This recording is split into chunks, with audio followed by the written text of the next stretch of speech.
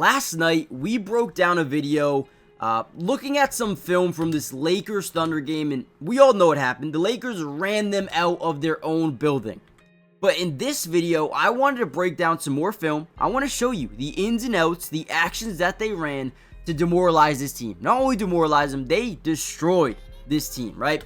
Now, they started off with the DHO. Okay, so whenever we run this DHO, it usually comes from a big man, but it doesn't have to be the big. But for this case, we are. Now, it's going to be a DHO with the go screen. So as we hand off this basketball, this stands for a dribble handoff. As we hand off this basketball, we're going to get into a go screen. So what that is when it acts like we're going to set that screen, but instead of screening that defender, we just roll to the basket, forcing the big to overcommit, and this guy's going to fight over that fake screen. So essentially what that does is create an unnecessary double team.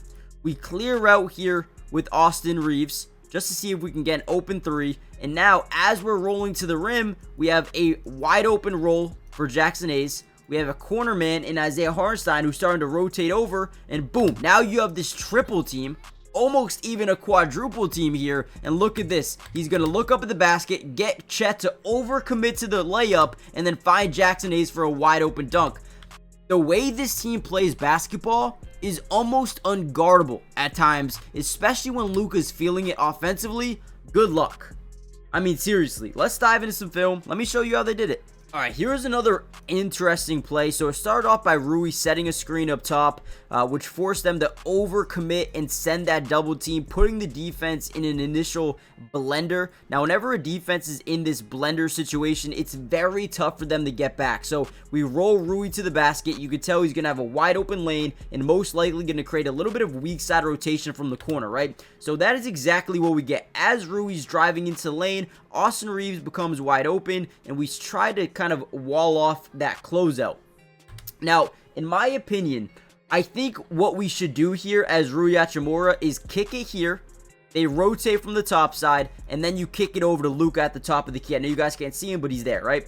But Rui ends up taking the layup, right? It looks like it's pretty open. He should make it, misses it, but gets the second chance opportunity. Great job by Rui, not giving up on the play, and then ultimately kicking out to Luka, who ends up getting that three. And even so, if we wanted to move it one more time, because they're in that blender, because they're rotating, we could have kicked it to LeBron, and again, we could have had another open three. But Luka ultimately takes the wide open three and drains it anyway. So again, you can tell the ball movement, the hustle, the ability to never give up on a play really helped them last night. 8 offensive rebounds. I'll take that all day, every day.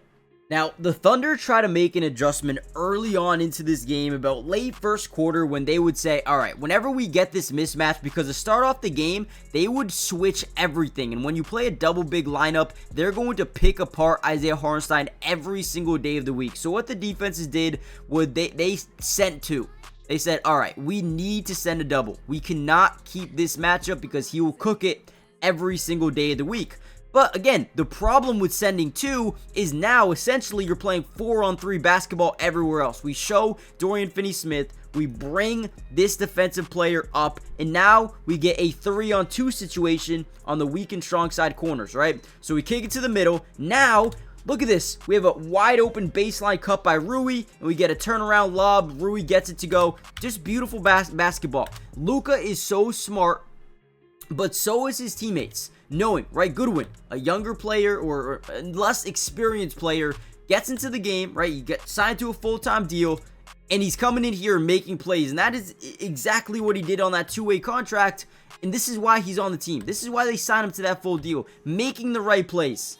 Let's go, man. I love it. And the role players of this Lakers team, man, they are good. Gabe Vincent, 4 of 7 from downtown. Here's a little high pick and roll. All we're reading is this defender, right? He's way back. And then 2, Isaiah Joe is going to go underneath the screen. Whenever people go underneath these high pick and rolls, they're basically disrespecting you, saying, yeah, we don't think you can hit that 3. So all Gabe Vincent has to do is stop, pop, and he gets great separation, wide open 3, bangs it home. These are the things that make this Lakers team so difficult to stop is because they can play a 5-out system, right? Where you have Gabe Vincent, you have Luka, you have LeBron, you have Rui, you have Dorian Finney-Smith, you have Austin Reeves. So many guys that can spread the floor and make it so difficult to guard around the perimeter. And this is just year one under JJ Redick. Imagine what they can do with a couple of years of building a roster together. Oh man, this team is going to be good for a very long time. I know LeBron James probably got about 1-2 years left after this year. They're going to be tough. Alright, real quickly, before we deep dive any more into the film, hit that like button if you're enjoying the videos, but more importantly, comment down below P2 if not only you're enjoying the videos, but want more going forward throughout the entirety of the rest of the season and the playoffs as well, man. It's going to be exciting. So if you want more of these videos, let me know in the comments. Subscribe to the channel. It is free. It doesn't cost anything, and we will be covering the Lakers all year. So first thing we notice is on these high pick and rolls, look at the separation between him and the next defender, right? So as we set the screen, obviously, we're going to come off this thing quick.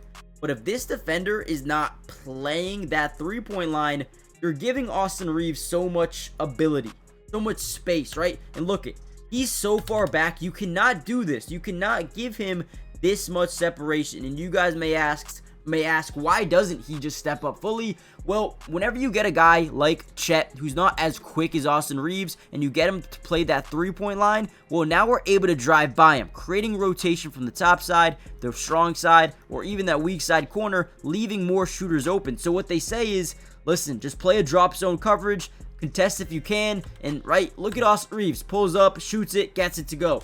It's so tough to play this team defensively because you don't know what to do. And when you run a double big lineup like they did, they exposed it by getting the switch. Isaiah Hartenstein, Chet, whatever it may be, they just killed them. And guys, they did it all game long. Here we go. Another screen here by Jared Vanderbilt. We get the defender to go underneath the screen. Now we go back the other way, right? This is what we call a Varejao screen. You guys remember back in Cleveland, they did it a lot with LeBron James. So they'd come up, they'd set a screen this way, and then they'd bounce around and set it the other way, right? It's very difficult because we know that this defender is playing so far back that we have so much space that if we set this Varejao screen, right, we set it left, right, we turn around, we set it right. Now we stop for a wide open three. Guys, it is amazing to watch this team play, and they do it so well, man. I mean, off the bench, Dorian Finney-Smith and Gabe Vincent combined for, what, 8 of 12 from downtown? Man, hey, this team is so much better than a lot of people think, man. They execute. And then I already know some of you guys are probably asking, well, what if they just leave the switch on an island? We already saw what they did to Isaiah Hartenstein, but boom. They leave the switch. He actually says, hey, come help, come help. They don't. Okay, and now you have Chet versus Luka, and we already know, look at it. He's giving him the inside because basically what he's thinking is he's going to have a guy right here helping him. He doesn't have that at all. And Luka says, all right, if I'm going to get this isolation, I'm going to step back three. There's nothing you could do. Bangs home a three, wide open.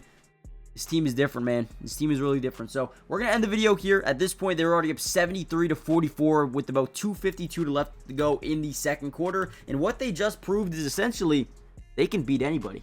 If you can beat the Thunder, you can beat anybody. I'm just going to say it like that. So join the family, hit the like button, comment down below part 2, and I'll see you in the next one. Peace.